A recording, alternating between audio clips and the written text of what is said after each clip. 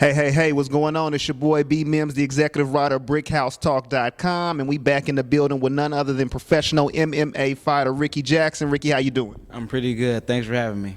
Not a problem. We appreciate you coming down and talking to us and the fans out there. And, we just go jump right into it if you don't mind.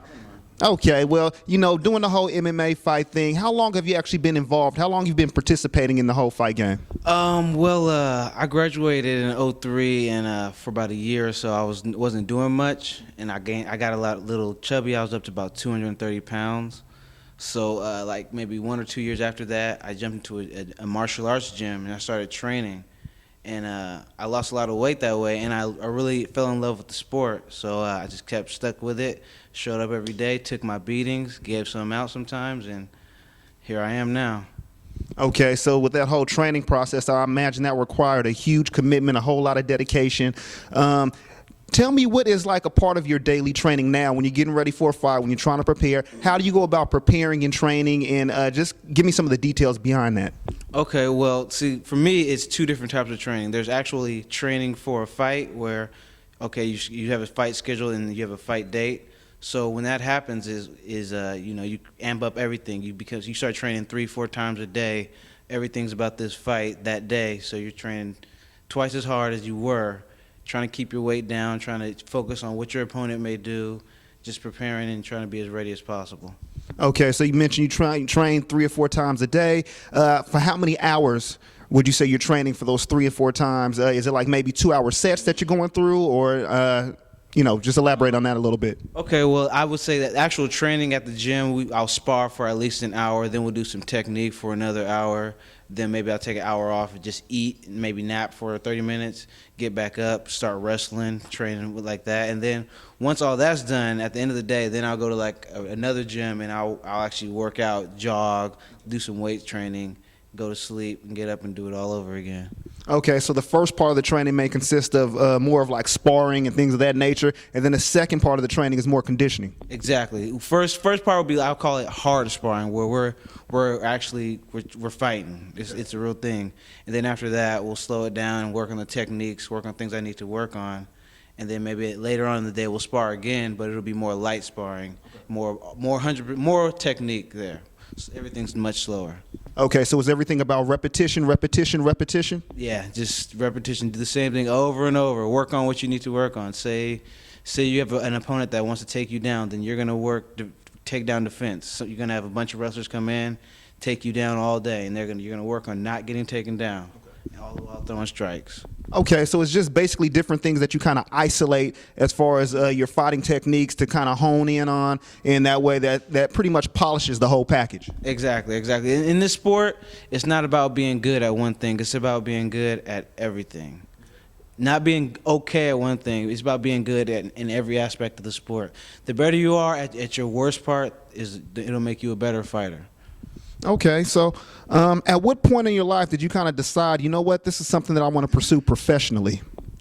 I would say I made that choice in my first amateur fight. I decided this is something I wanted because even before then I was already training really hard, and I enjoyed the how would you say, how everything's all on me.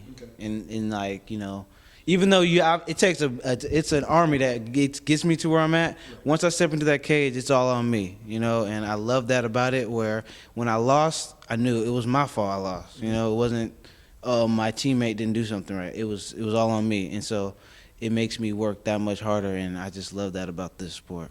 Okay, so you appreciate the burden of carrying the weight on your shoulder, of everything being pretty much of you being responsible for your own independent actions and the results. Yes, exactly. Everything's on me. So I know that's why I work so hard, because the work is done before the fight. If you put in the work then, and you've done everything possible, even when you lose, I'm not going to say you're okay with the loss, but you can accept that. You don't go back and say, man, if I would have ran that extra mile, if I would have did all that. You don't say that. You just say, on that day, he must have been better than me. Okay, makes a lot of sense. So we spoke about the training portion. Now, if you wouldn't mind going into some details in regards to your nutrition, how important is the nutrition aspect of the whole training process? It's essential. One thing I tell everybody is diets don't really work for me, at least. Diets don't work. I call it's a lifestyle change. You want to actually just eat clean. I mean, if you work out a lot or work out enough and you eat the right stuff, you will lose weight. You will be getting into better shape. But you can't be, eating fast food and doing things like that 3-4 times a week. You got to eat the right stuff. Eat clean, make a sandwich. Usually if you cook the food at home, you usually be all right. Okay, now, if you wouldn't mind, I know you said the right stuff, and the right stuff to a lot of different people may mean a lot of different things. If you wouldn't mind just touching on what the right stuff would actually consist of. Is it fruits? Is it vegetables? Is it protein shakes? Is it fresh water? I mean, just give me like an idea of what the right stuff, in your opinion, would consist of. For me, it's I love sushi. You got to find healthy foods that you like to eat. So for me, I like sushi. I like sandwiches. So I mean, even when I can't like make some food at home, I'll go to Subway and get a $5 footlong or something like that, just to get that something fresh and clean in my body. That I try to drink a gallon of water a day. I really don't do many protein shakes, and I try to cook most of my meals. It's cheaper, and usually what's in it, and it's healthier for you. Okay. So as a fighter, I know strategy is involved a lot of times.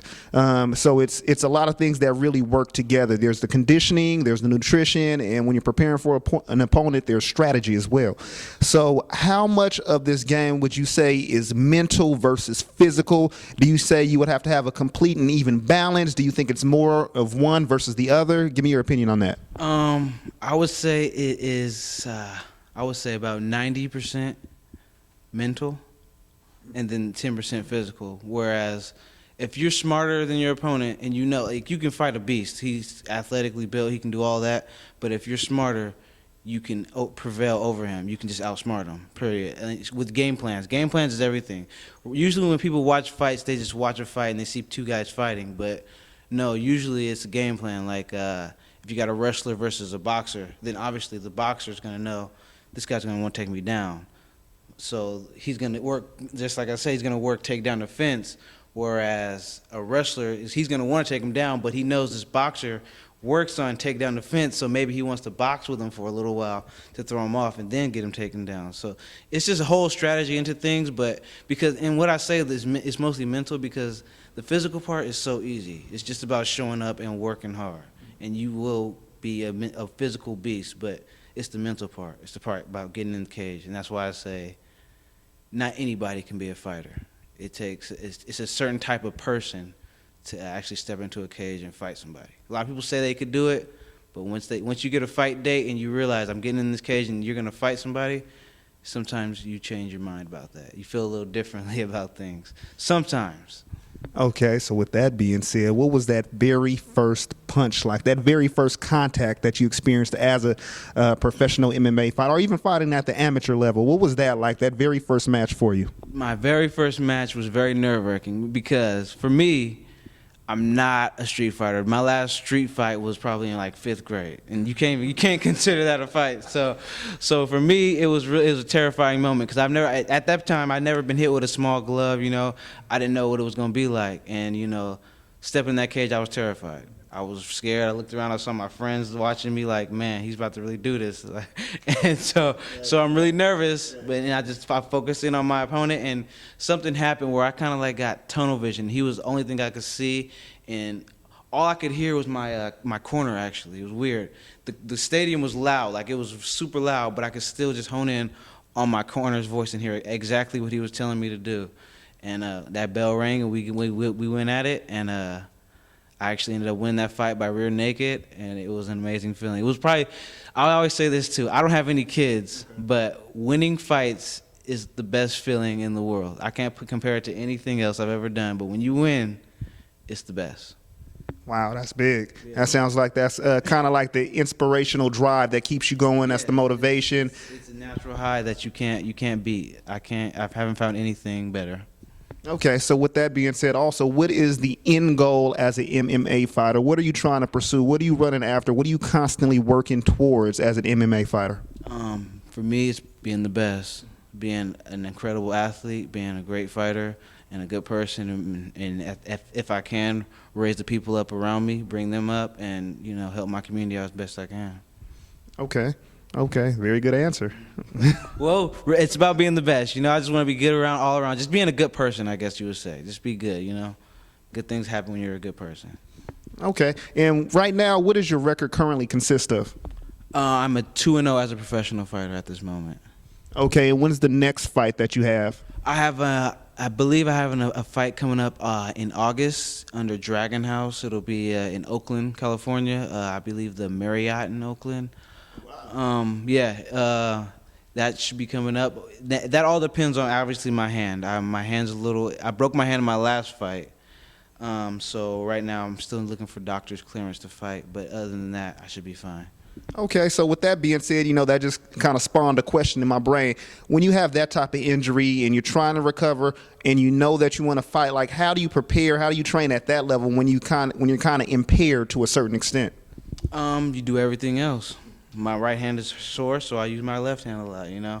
And I run a lot. There's nothing really different. I work just as hard.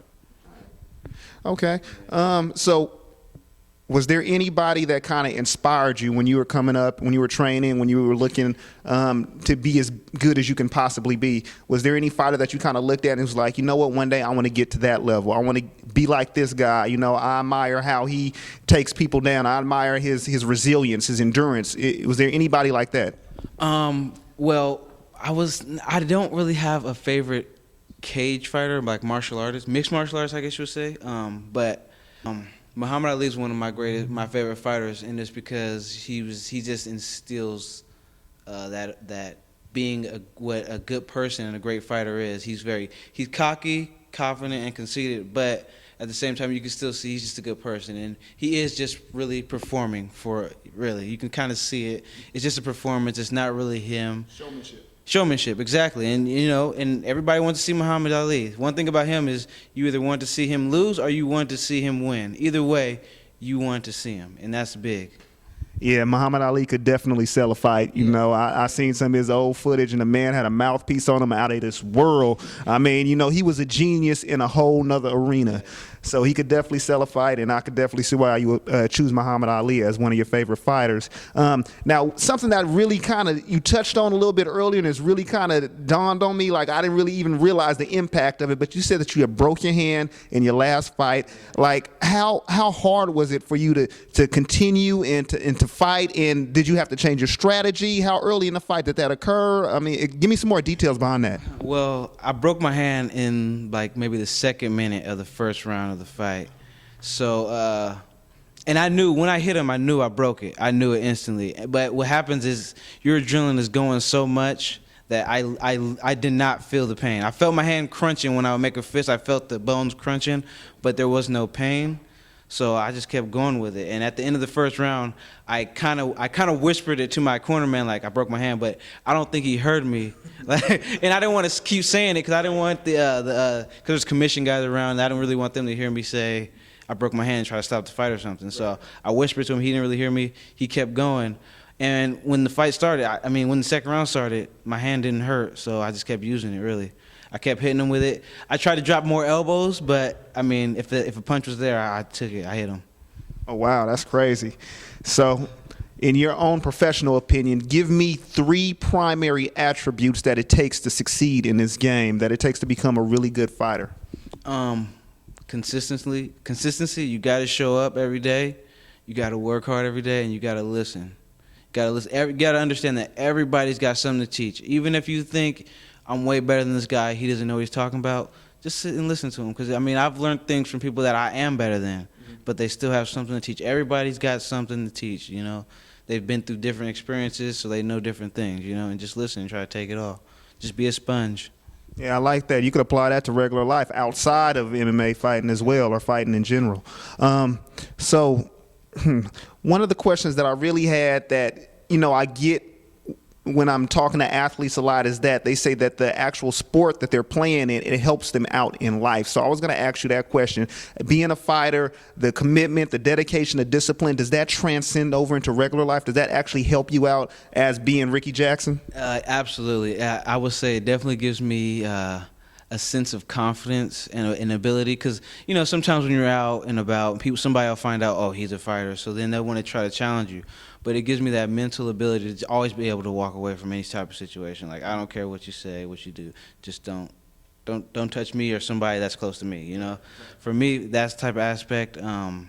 Confidence. I'm just a very outgoing person. I'll do anything. Like it's opened many doors for me. So I just try to have fun with it.